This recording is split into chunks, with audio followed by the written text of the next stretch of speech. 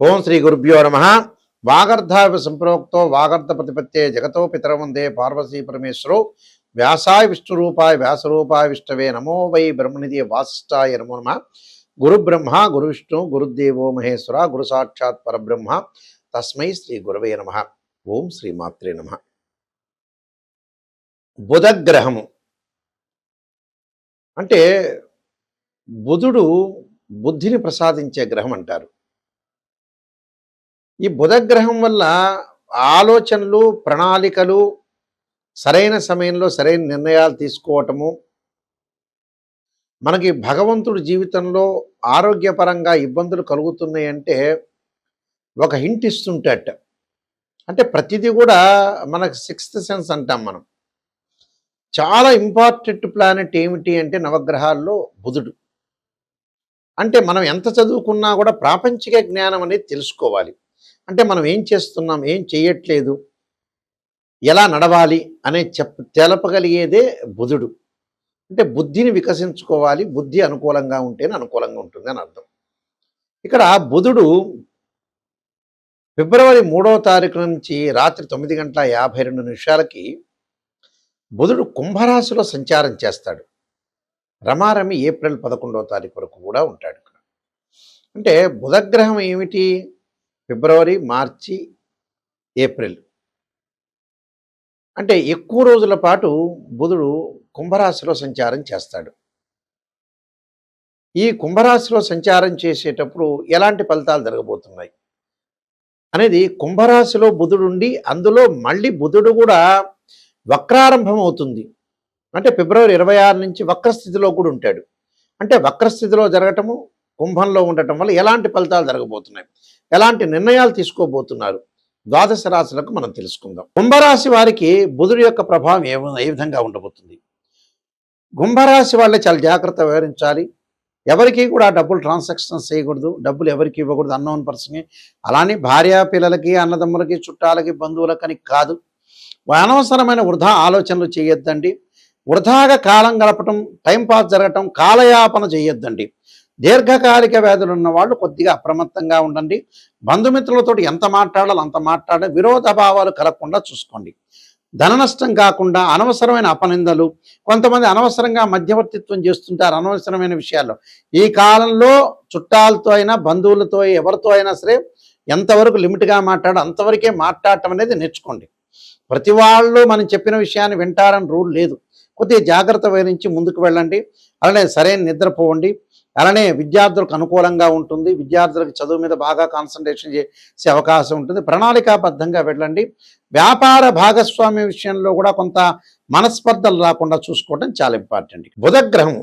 బుధగ్రహం అనుకూలంగా లేని వాళ్ళు, బుధుడు గోచారరీత్యా 2, 4, 6, 11 స్థానాల్లో మంచి చేస్తాడు బుధగ్రహము.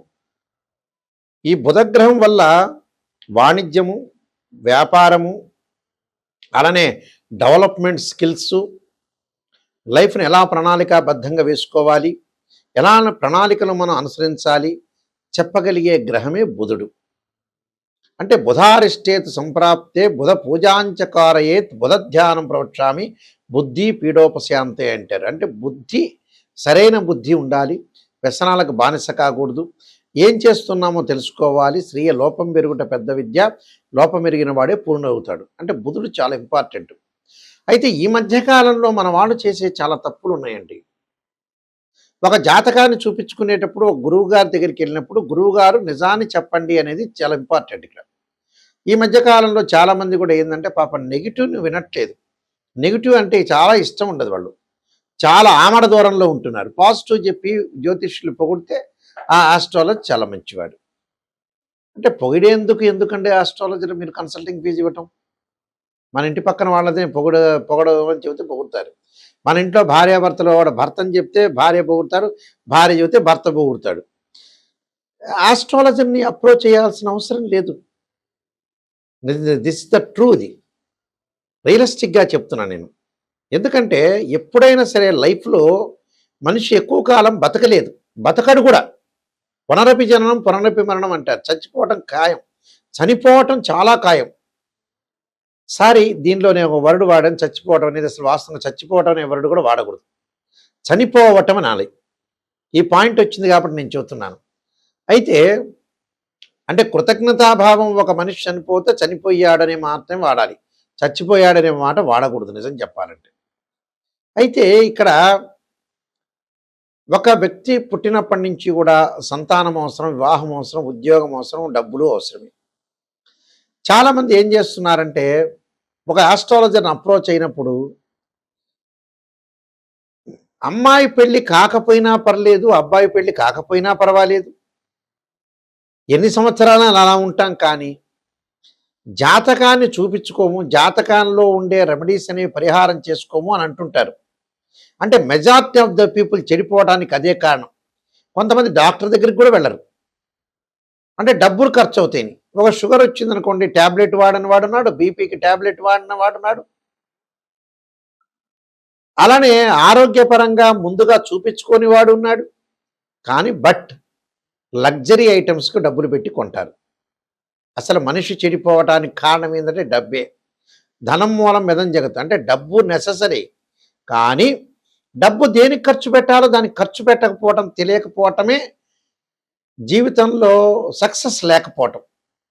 చాలామంది ఉంటారు, అమెరికాకి వెళ్తుంటారు, యుఎస్ వెళ్తుంటారు, జర్మనీలో ఉంటారు, విపరీతంగా ఖర్చు చేస్తుంటారు. కానీ ఆస్ట్రాలజర్ని అప్రోచ్ అయ్యి అసలు మన జాతకంలో ఏముంది అని నిజం తెలుసుకోరు. ఇందులో ఆస్ట్రాలజర్కి నష్టం వచ్చేది ఏమి ఉండదు. వాళ్ళు మోసం చేసుకున్నట్టు, అంటే వాళ్ళ జీవితాన్ని వాళ్ళు మోసం చేసుకున్నట్టు. ఒక అబ్బాయికి పెళ్లి కాలేదు, చాలా సంవత్సరాల పాటు యుఎస్లో ఉన్నారు, 79 డేట్ ఆఫ్ బర్త్ అనుకోండి, 80 డేట్ ఆఫ్ బర్త్, 76. ఇంకా అతను ఆలోచన చేస్తుంటాడు. అంటే మ్యారేజ్ బ్యూరోకి కూడా డబ్బులు కట్టకుండా ఏం చేస్తాడండి? ఆ డబ్బులు మొగుడు పెళ్ళాం ఇద్దరు భార్యాభర్తలు పెళ్లి చేసుకుంటారు, వధువు వరుడు పెళ్లి చేసుకున్న తర్వాత సంతానానికి ఆలోచన చేస్తుంటారు. డాక్టర్ని అప్రోచ్ చేయాలంటే సంతానానికి ఇంత ఖర్చు అవుతుంది, 1,00,000 2 లక్షలు ఖర్చు అవుతుందని ఉద్దేశంతో డాక్టర్ దగ్గరికి వెళ్ళరు. కానీ బిజీ షెడ్యూల్ ఉంటుంది, డబ్బులు సంపాదిస్తారు. ఆ డబ్బంతా ఎక్కడ పోయాలి? అంటే ప్రాపంచిక జ్ఞానం తెలవట్లేదు వీళ్ళకి. ఒక అబ్బాయికి ఒక అమ్మాయి వైజాగ్లోనో, రాజమండ్రిలోనో, గుంటూరులోనో ఎక్కడ ఉంటే ఈ లోపల కారు ఖర్చు అవుతుందని వెళ్ళని వ్యక్తులు ఉన్నారు మా దగ్గర. డబ్బు ఖర్చు, డబ్బే ఇక్కడ. అసలు డబ్బు మంచి చేస్తుంది, చెడు చేస్తుంది. ఇక్కడ డబ్బు వల్ల ఏమవుతుందంటే అసలు దానికి ఖర్చు పెట్టడం. మళ్ళీ వాళ్ళు కూడా పిసినారితనమా? ఆహనా పెళ్ళంట సినిమా చూసే ఉంటారు. కోటా శ్రీనివాసరావు యొక్క పాత్ర పిసినారితనం, ఒక పాత్ర చూపిస్తారు అక్కడ. చూపించి అలా పిసినారితనంగా ఏమైనా ఉంటాడా? అలా ఉండడు. మళ్ళీ సెల్ కొంటాడు, ఎంజాయ్మెంట్ చేస్తాడు, 60,000 రూపాయలు శాంసంగ్ ఫోన్ కొంటాడు, రకరకాల ఫోన్లు కొంటాడు, టీవీ కొంటాడు, కంప్యూటర్ కొంటాడు, అన్ని కొంటాడు, ఫ్లైట్లో వెళ్తుంటాడు, అన్ని రకాలు చేస్తుంటాడు. కానీ లైఫ్కి మనం పనికొచ్చేది ఏంటి? ఈ లోపల అప్పులు ఇస్తుంటాడు, వేరే వాడికి అప్పులు ఇస్తుంటాడు, కొన్ని కోట్ల రూపాయలు పోగొట్టుకుంటాడు, లక్షల రూపాయలు పోగొట్టుకుంటాడు, వ్యసనాలకు బానిస అవుతాడు. ఇవన్నీ చేస్తాడు మనిషి. అంటే ఇవన్నీ మనిషి డబ్బుని పెట్టి ఏం చేయాలో అర్థం కావట్లే. మనం మంచి విషయానికి డబ్బు ఖర్చు పెట్టాలండి, ఒక డాక్టర్ని ఖర్చు పెట్టాలి, ఒక మ్యారేజ్ బ్యూరోకి డబ్బులు ఇవ్వాలి, ఒక దూర ప్రయాణం చేయాలి. మంచి అనేది ఎప్పుడూ కూడా డబ్బిచ్చి కొనుక్కోవాలి, చెడు ఎప్పుడు కూడా డబ్బిచ్చి వదులుకోవాలి. అంటే ఇవన్నీ కూడా మీరు గ్రహించండి, రియలిస్టిక్గా గ్రహిస్తేనే. చాలామంది కూడా ఆస్ట్రాలజర్ దగ్గరికి వాళ్ళ దగ్గర వెళ్ళిన తర్వాత ఏం చేస్తుంటారంటే, గురువు గారు నెగిటివ్ చెప్పొద్దండి, పాజిటివ్ చెప్పడం ఒకటి, మేము అన్ని పూజలు చేసామని అబద్ధాలు చెప్పటం. ప్రజల్లో ఎలా ఉందనంటే నిజాన్ని చెప్పట్లేదు. నేను చాలామందిని చూశా. నేను 95 దగ్గర నుంచి ఈ ఫీల్డ్లో చాలా సీనియర్ ఆస్ట్రాలజర్ని, నెంబర్ ఆఫ్ ఆస్ట్రాలజీ బుక్స్ రాశాను. మా నాన్నగారు కూడా ఇంటర్నేషనల్ మెంబరు, మా గ్రాండ్ ఫాదర్ గారు, వీళ్ళందరూ కూడా, మేమంతా కూడా ఇలా ఆస్ట్రాలజీ వేదంలో ఉన్న వ్యక్తులం. నిజాన్ని గ్రహించి నేను రీసెర్చ్ చేశాను, అసలు మనుషులు ఎందుకు బాగుపడట్లేదు అని.